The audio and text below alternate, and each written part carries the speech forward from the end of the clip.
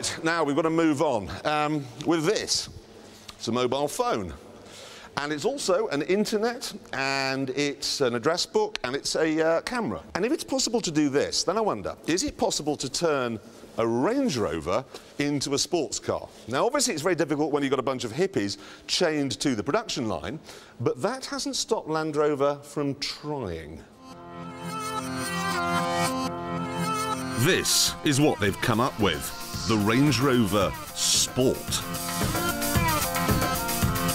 They say that making it was a challenge, and I'm not surprised, because things which are tall are not sporty. I know this.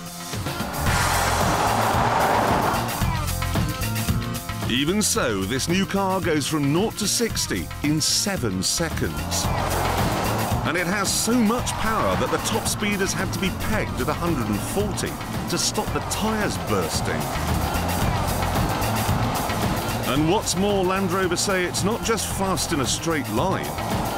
They say that thanks to some fancy new anti-roll bars, it can also handle the bends.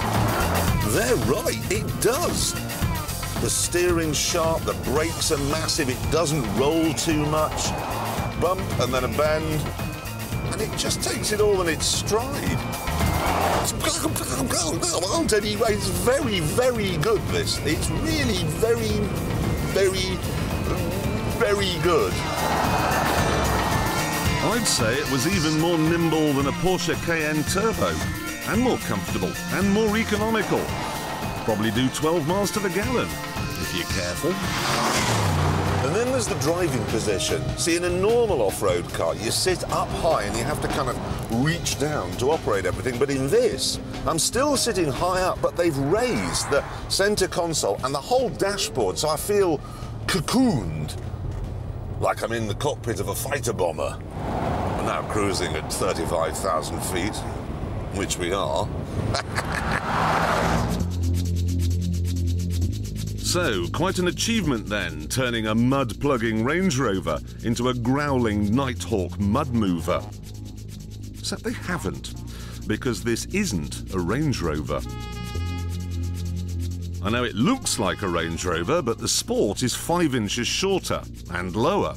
The two cars don't share a single piece of bodywork, and it's the same story underneath. The chassis is from the new Discovery. The brakes are from Brembo. The supercharged 4.2-litre V8 engine is from Jaguar, and so's the steering. And it uses the same sort of suspension components as a Porsche 911. Sounds great, but there are some drawbacks.